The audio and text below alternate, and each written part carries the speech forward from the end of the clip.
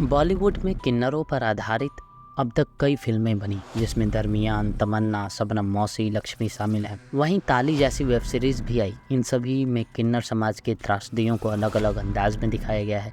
निर्माता निर्देशक संदीप सिंह की सफ़ेद भी किन्नरों पर आधारित है। कहानी का नयापन है किन्नर और विधवा की अपरंपरागत प्रेम कहानी। संदीप ने यह फिल्म बेशक एक अच्छी नीयत से बनाई है, मगर कमज़ोर कहानी के कारण फिल्म अपना प्रभाव छोड़ने में नाकाम रहती है। नमस्कार, मैं हूं एस लक्ष्मण और आपका स्वागत है रियल फिल्म स्टोरी के इस नए वीडियो। कहानी का बैकड्रॉप वाराणसी है, जहां काली यानी मीरा चोपड़ा हाल ही विधवा हुई हैं। एक युवती है और दूसरी तरफ किन्नर चांडी अभय वर्मा। दोनों ही विभिन्न समुदाय से ताल्लुक़ रखते हैं, मगर दोनों की दशा समाज में एक सी है। विधवा होने के बाद काली को सफ़ेद साड़ी पहनाकर ज़िंदगी के हर रंग से महरूम कर दिया जाता है और आश्रम में अम्मा यानी छाया कदम के पास भेज दिया जाता है।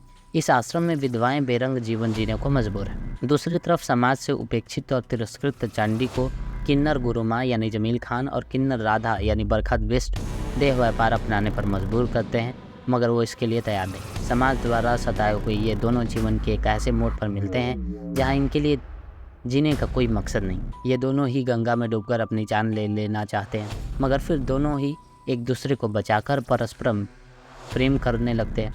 काली चांडी के किन्नर होने की असलियत से नावाकिफ़ है। इधर चांडी भी चांद बनकर काली से मेल मिलाप बढ़ाने लगता है।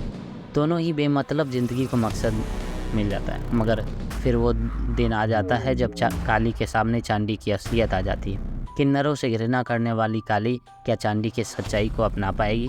क्या समाज उनके रिश्तों को स्वीकार कर पाएगा? क्या होगा इन दोनों के प्रेम कहानी का अंजाम? यह जानने के लिए आपको फिल्म देखनी होगी। इसमें कोई शक नहीं कि निर्देशक संदीप सिंह विधवा और किन्नर की कहानी की शुरुआत दिल झकझोर देने वाले ढंग से करते हैं, मगर वे कहानी को अपनी मंजिल तक नहीं पहुंचा पाते। काली और चांडी के किरदारों को मजबूती देने के लिए जिस पृष्ठभूमि की ज़रूरत थी, वो फिल्म में नदारद है। काली क्यों विधवाओं के आश्रम में रहने को मजबूर है, इस पर प्रकाश नहीं डाला गया। विषय की ज़रूरत को देखते हुए संदीप का अप्रोच किरदारों को लेकर ब्लंट है, मगर कहीं कहीं ये ओवर द टॉप हो गया है।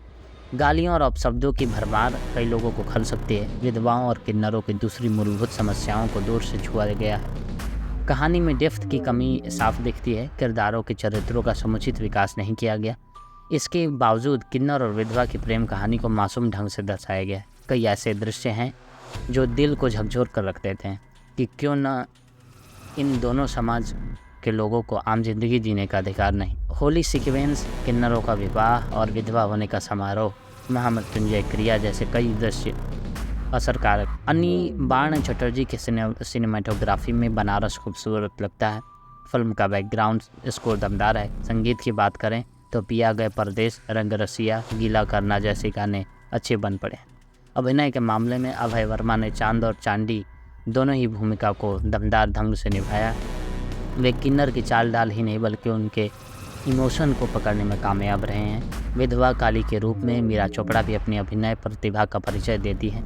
बरखा बिष्ट किन्नर के रूप में असर छोड़ जाती हैं। अम्मा की भूमिका में छाया कदम सहज हैं, मगर गुरु माँ के किरदार को जमील खान लाउड कर ले जाते हैं। अन्य सहयोगी किरदार मेलो ड्रामा को बढ़ावा देते हैं।